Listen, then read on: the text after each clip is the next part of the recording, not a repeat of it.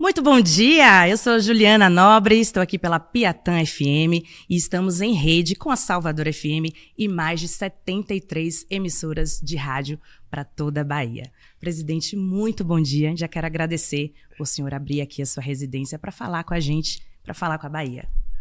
Juliana, bom dia. Você sabe que falar com a Bahia para mim é quase que um dever.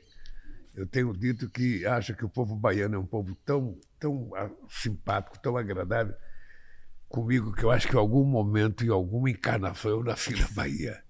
É um prazer falar contigo, falar com os ouvintes da Rádio Piatã. E estou pronto para as perguntas que você quiser fazer. A Bahia que tem um carinho especial pelo senhor, você sabe disso, né?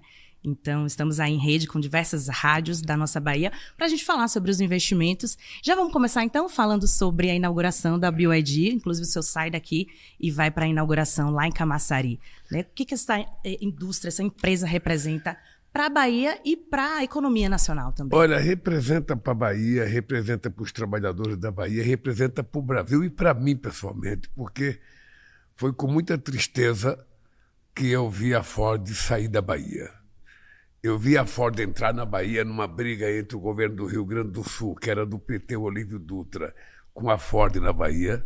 A Bahia sai do Rio Grande do Sul, vai para a Bahia. Eu fui junto com o Jacques Wagner comunicar, sabe, que a Ford ia para a Bahia. E quando a Ford saiu foi uma tristeza, porque eu sei que era uma empresa que tinha praticamente 3 mil engenheiros, ou seja, era uma fábrica importante na Bahia. Quando ela foi embora, eu fiquei muito triste. E aí, quando os chineses se dispuseram, depois de um convite feito pelo governo Rui Costa para ela vir para a Bahia, e ela aceitou vir para a Bahia, eu fiquei muito feliz, porque a Bahia é um estado grande, a Bahia é um estado que precisa se desenvolver, e a indústria automobilística, sabe, ainda é um setor industrial muito gerador de emprego, com um salário razoavelmente melhor do que outras categorias. Então eu vou participar da inauguração hoje com muito carinho, muito orgulho, na expectativa de que essa empresa possa chegar em 2029 a ter quase 6 mil trabalhadores. É um investimento forte que ela está fazendo de 5 bilhões e 600 milhões de reais. É uma coisa extremamente importante e eu espero que da Bahia a gente possa atender parte do mercado da América Latina, porque também a empresa está se comprometendo a produzir outras coisas definitivamente na Bahia, produzir bateria na Bahia. Nós estamos tentando trazer fábrica de motocicleta para produzir aqui no Brasil também. Então, eu estou muito feliz, é um dia muito importante. Mas, além da Viadil, eu vou também no estaleiro anunciar a retomada da indústria naval. São 2 bilhões e 600 milhões de investimento da Petrobras na retomada da construção de navios, e mais um outro estaleiro que vai construir barcaça, sabe, na Bahia para transportar minério. Então, é o emprego que está voltando, é o salário que está voltando, é a perspectiva de uma melhoria da qualidade de vida do povo baiano. Então, eu estou feliz. Hoje é um dia feliz da minha visita na Bahia. Tem a questão da fábrica de fertilizantes também, né, da Fafem, também um investimento do governo federal na nossa Bahia. Vai recuperar a Fafem na Bahia, vai recuperar a Fafem em Sergipe, porque são duas empresas importantes que produzem uma parte da ureia que nós precisamos na nossa agricultura. Sim. E eu acho que essas fábricas que estavam paradas há muito tempo vão voltar a funcionar.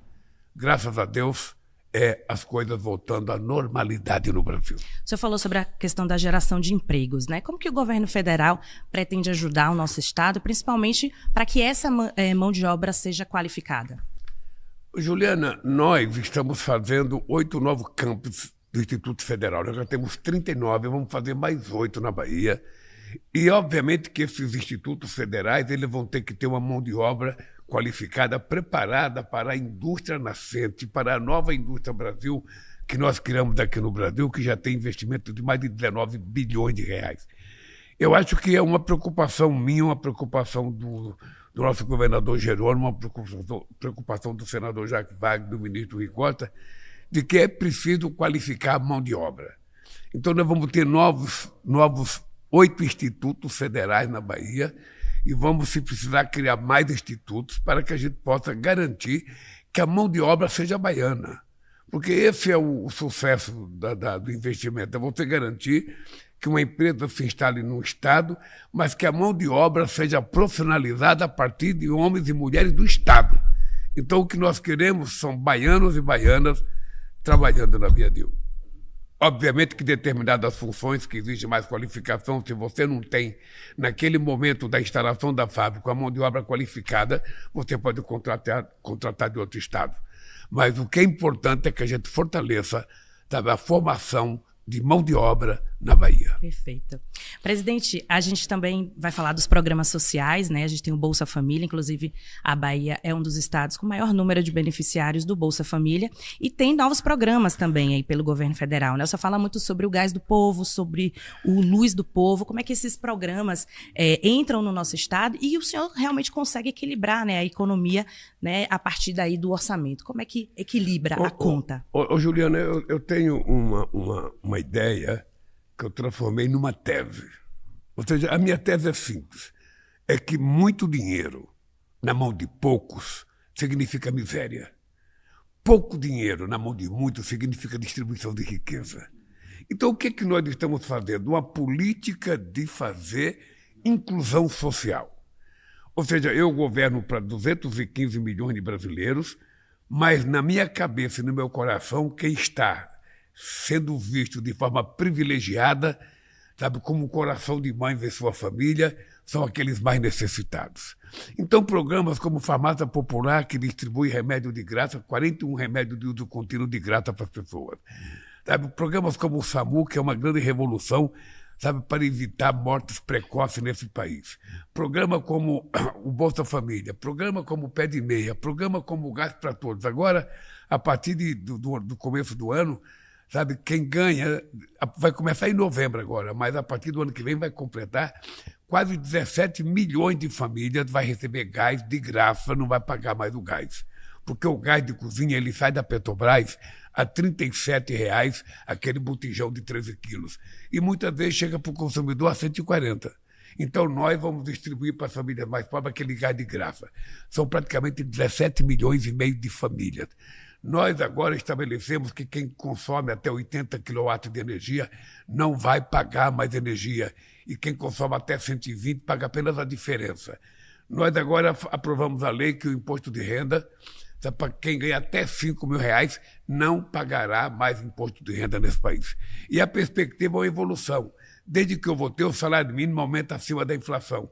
Se a inflação é 5% e o PIB é 3%, o PIB é o crescimento da economia. O crescimento da economia é o resultado da produção dos brasileiros inteiros. Então é justo que a gente, além da inflação, a gente coloque no salário do trabalhador aquilo que é o aumento do salário mínimo, para a gente poder ir qualificando a possibilidade das pessoas mais pobres melhorarem de vida. Isso chama-se distribuição de renda, inclusão social, é o maior investimento na educação. Só na Bahia, só para você ter ideia, na Bahia nós aumentamos em quase 50% o número de médicos do governo anterior, porque ele tinha acabado com o programa Mais Médicos. Agora, quando nós criamos o programa Agora Vai Ter Especialista, o que é? Uma pessoa na Bahia, e as pessoas que estão nos ouvindo sabem o que eu estou falando, Juliano, uma pessoa vai no médico, vai numa policlínica ou vai num médico qualquer, ele ia no médico, recebia a receita e não tinha dinheiro para comprar remédio. Nós começamos a dar remédio de graça. Ele ia no médico, o médico pedia para ele ir no especialista. O especialista demorava 1 ano. Aí, quando ele chegava depois de 1 ano no especialista, pedia para tirar uma ressonância magnética, mais 1 ano. Então, agora, a gente está garantindo que, num prazo mínimo possível, a pessoa vai no primeiro médico, faça a segunda consulta e vai no especialista e vai na máquina fazer a sua fotografia para que a gente possa cuidar e evitar mortes precoces nesse país. Eu estou muito otimista. Eu tenho a convicção, Juliana, que nunca houve na história do Brasil, te digo isso olhando assim nos teus olhos e dizer ao povo da Bahia, nunca houve na Bahia política de inclusão social e nunca houve no Brasil que chegasse perto daquilo que a gente está fazendo de inclusão social. E é exatamente essa inclusão social que faz com que as pessoas mais pobres subam um degrau na escala social. Um degrau. E aí eu fico muito triste porque ontem o Congresso Nacional poderia ter aprovado para que os ricos pagassem um pouco mais de imposto. Veja, nós estávamos propondo uma proposta de 12, de 18, foi negociado para as fintechs e as big techs pagar apenas 12%, ainda assim eles não quiseram e recusaram pagar. É engraçado porque o povo trabalhador paga 27,5% de imposto de renda do seu salário. E os ricos não querem pagar 12%, não querem pagar 18%. Então, eles acham que ontem eles votaram, derrotamos o governo. Não derrotaram o governo, derrotaram o povo brasileiro. Derrotaram a possibilidade de melhorar a qualidade de vida do povo brasileiro, tirando mais dinheiro dos ricos e distribuindo para os pobres. Foi isso que aconteceu ontem no Congresso Nacional. Qual vai ser a estratégia agora do governo federal? Olha, eu ontem liguei para o Haddad, ontem eu liguei para a Gleison e falei assim, vamos relaxar, não vamos perder o nosso final de semana discutindo o que aconteceu ontem no Congresso Nacional. Eu estou indo à Bahia, da Bahia eu vou para São Paulo, de São Paulo eu vou para Roma, que eu tenho um debate na FAO para discutir a questão da Aliança Global contra a Fome e a Miséria. E aí eu volto na quarta-feira para Brasília e sim, eu vou reunir o governo para discutir como é que a gente vai propor que o sistema financeiro, sobretudo as fintechs, que tem fintechs hoje maior do que banco, que elas paguem o imposto devido a esse país. Presidente, a ampliação da faixa da isenção do imposto de renda foi uma promessa sua de campanha, passou pelo Congresso. E o que o senhor pensa agora para 2026? Né? Tem alguns outros passos, alguns outros projetos e programas de benefício para a população diretamente? Então, deixa eu te dizer uma coisa e falar também com o povo baiano, Juliana. Uma coisa muito séria. Ou seja, o que nós precisamos é garantir que os benefícios que as pessoas estão recebendo hoje não sejam destruídos. Até porque o problema é que se o povo não tomar cuidado, pode, vir um governo que destrua tudo aquilo que é política de inclusão social. Veja, nós tínhamos passado 10 anos sem reajuste da refeição da escola. Nós tínhamos passado 7 anos sem aumento do salário mínimo. Nós tínhamos passado 7 anos sem reajuste de bolsas, do Ministério da Ciência e Tecnologia.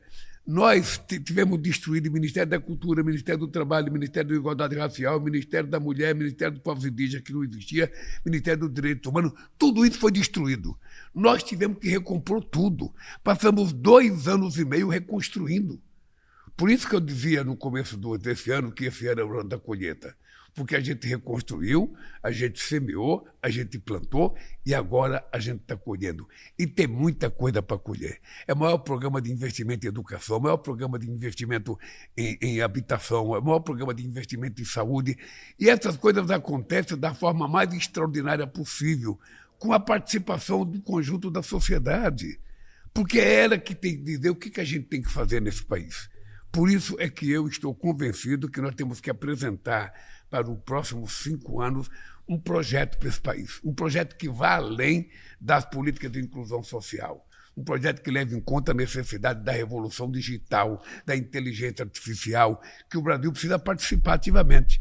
E a gente não vai participar se a gente fizer muito investimento em educação. Mas que tipo de educação?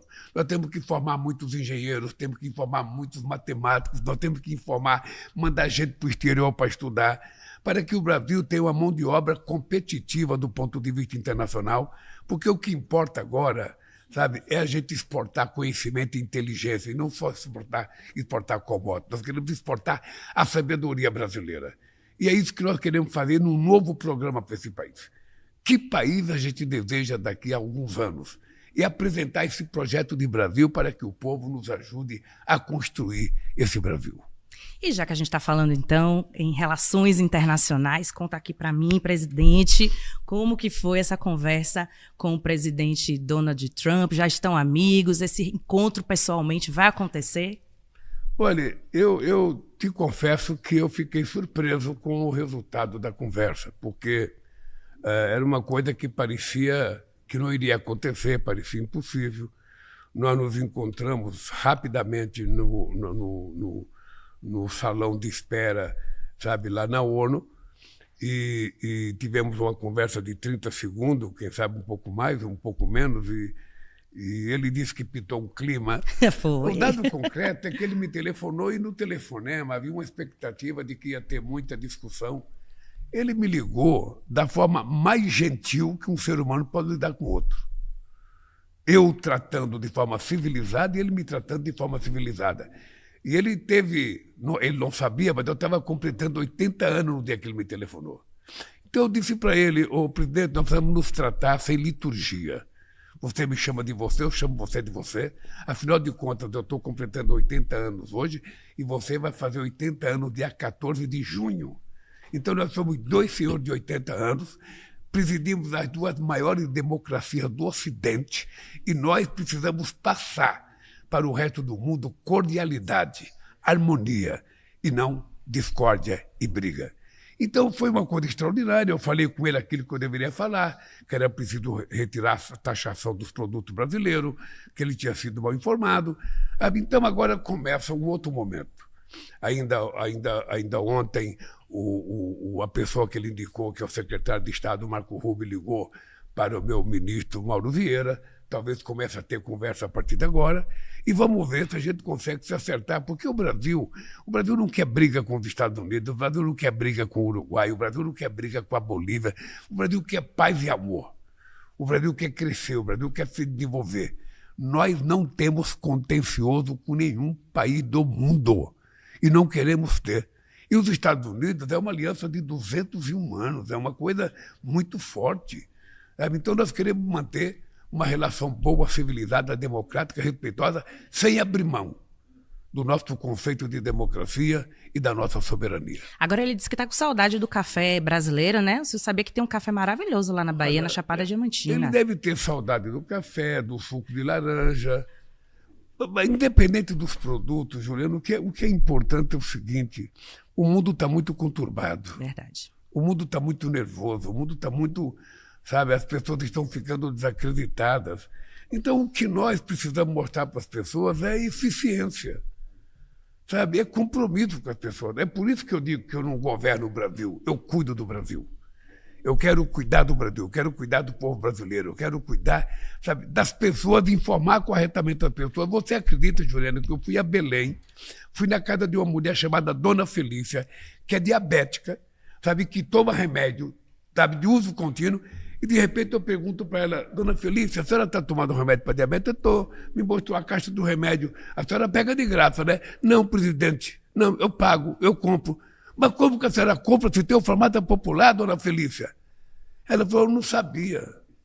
Olha, telefonei na hora para o ministro Padilha, eu coloquei o Padilha no telefone com a Dona Felícia e fiz o levantamento. Na região dela tem várias farmácias populares. Várias farmácias. É só uma pessoa que toma remédio de uso contínuo, diabetes, pressão tal, alta. A pessoa vai com a receita na farmácia popular, faz o cadastro e nunca mais precisa levar. É só ir lá pegar o seu remedinho de graça. Então, você percebe que cuidar das pessoas é mais do que governar. Cuidar das pessoas significa você acompanhar se as pessoas estão sendo bem tratadas, se as pessoas estão sendo respeitadas, se as pessoas estão sendo ouvidas com o carinho e o respeito que as pessoas merecem ser ouvidas.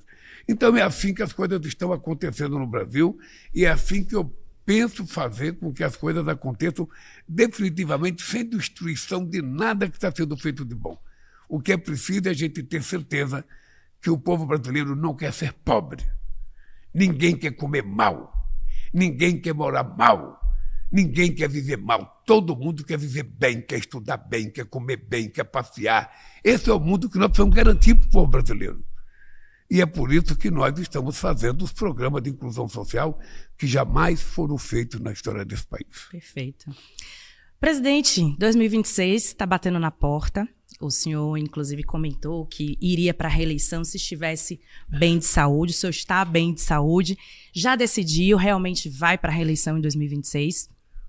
Juliana, é uma questão que não depende só de mim. Ela depende do partido, ela depende de outras pessoas que estão comigo. O que é que eu tenho dito? Eu sou um homem de 80 anos de idade. Eu me preocupo com a minha saúde, eu me cuido. Eu tento me preservar, porque quem me ama de verdade, além da Janja, sou eu. Tá? Então, se eu não cuidar de mim, sabe, ninguém vai ter o carinho que eu tenho que ter por mim. Então, eu levanto todo dia, 15 para 6 da manhã, 5h30, 6 horas, faço quase 2 horas de ginástica todo dia, faço esteira, faço perna, faço braço, sabe? Porque a gente começa a envelhecer pelas pernas. Então, eu digo sempre o seguinte: um homem que tem uma causa, ele não consegue evitar, um homem ou uma mulher que tem uma causa, não consegue evitar que os anos passem. O planeta continua girando, o tempo vai passando. Mas se ele tiver uma causa para ele lutar, ele não fica velho. Ele estará todo santo dia motivado. Se eu, no momento de decidir, estiver com a motivação que eu estou hoje, com o vigor físico que eu tenho hoje, com a vontade que eu tenho hoje, eu não tenho dúvida nenhuma de que eu serei candidato a presidente da República, para um 4º mandato. Agora, vai depender, eu não vou mentir para mim e não vou mentir para o povo brasileiro.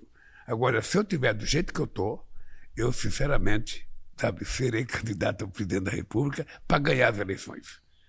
Serei candidato para ganhar as eleições porque eu tenho certeza que os nossos possíveis adversários devem estar muito mais preocupados do que eu, porque eles sabem que vai ser difícil derrotar a gente na eleição. Agora, as pesquisas recentes do senhor têm mostrado, né, um aumento aí na avaliação, principalmente na Bahia. Né? A avaliação positiva do governo Lula tem aumentado na Bahia. O senhor, inclusive, está cercado de baianos, né? A gente tem o ministro da Casa Civil, Rui Costa, o líder do Senado, Jacques Wagner, que não é baiano, mas é praticamente baiano já, né? E mudou também a sua comunicação com o Sidônio Palmeira. Tudo isso é uma estratégia, de fato, já pensando em 2026? Não é só pensando em 2026, Juliana. O problema é que eu disse para você, nós pegamos o país sempre destruído. É como se alguém tivesse jogado um drone aqui, explodido um monte de coisa nesse país.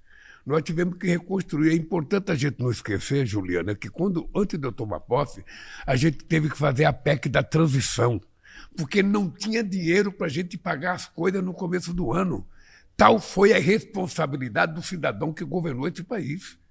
Então, a gente resolveu fazer uma PEC de transição antes de tomar posse, por isso que eu agradeço ao Congresso Nacional essa PEC da transição, que me deu possibilidade de governar e remontar o governo. Juliana, quando eu falo que estava quase tudo semi-destruído, a pura verdade. Eu peguei ministério sem funcionários, levamos 2 anos e meio, não foi 2 dias.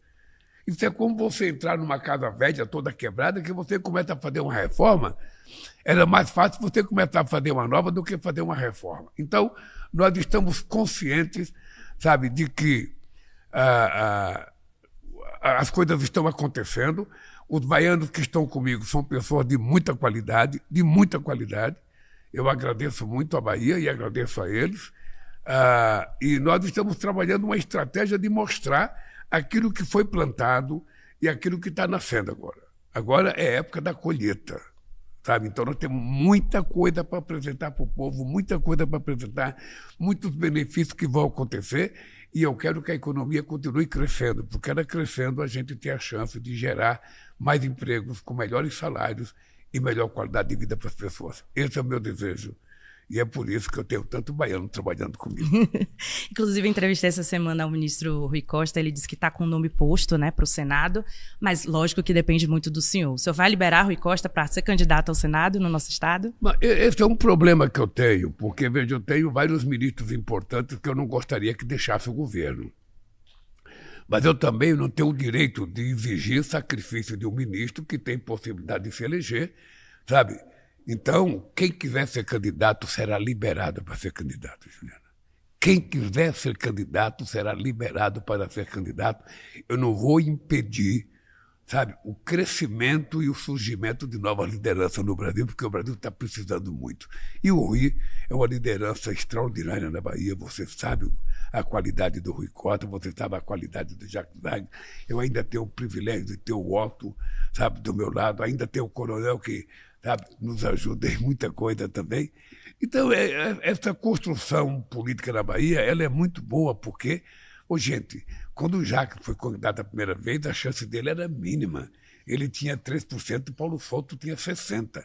Eu não queria que o Jacques Wagner fosse candidato. Ele foi candidato e ganhou no primeiro turno. Ele foi reeleito no primeiro turno. Ele elegeu o Rui Costa no primeiro turno. O Rui foi reeleito no primeiro turno. Então, a esperteza política desses baianos só me ajuda. Então, estou feliz com isso. Sou muito grato ao Wagner, muito grato ao Rui, muito grato às pessoas. E o nosso querido Jerônimo, que é uma promessa política extraordinária a nível nacional. O Jerônimo é efetivamente um menino de ouro. Acho que a Bahia, merece ter um governador da qualidade dele. Presidente, para a gente terminar, qual a avaliação e principalmente o balanço que o senhor faz dos seus primeiros mandatos ao Lula 3.0 e faria algo diferente a partir de 2026? Olha, deixa eu te dizer verdadeiramente o seguinte. Uma das coisas que eu tenho na cabeça é que se você, Juliana, me comparar hoje com o segundo governo meu de 2006 a 2010, não tem comparação. Porque naquele tempo a economia cresceu 7,5%.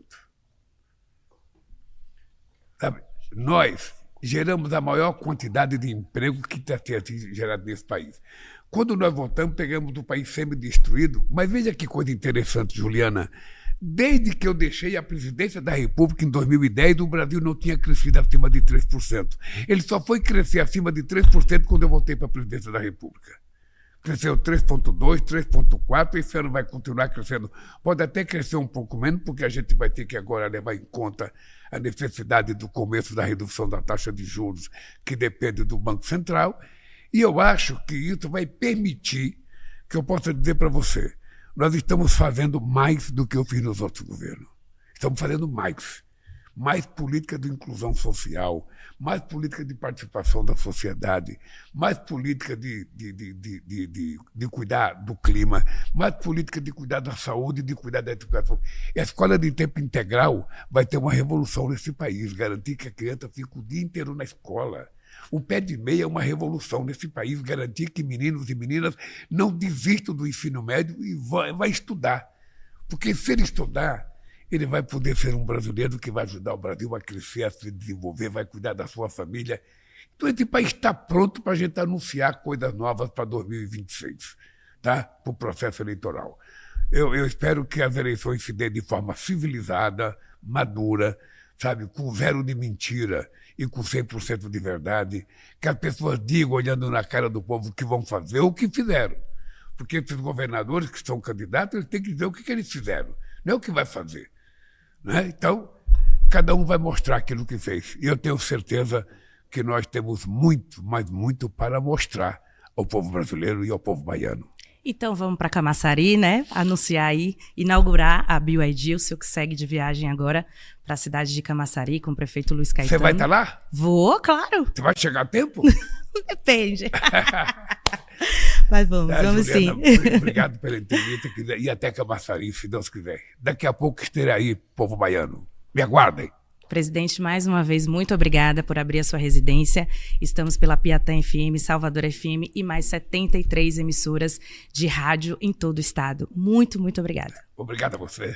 E obrigado aos ouvintes que tiveram paciência de nos ouvir. Tchau, tchau.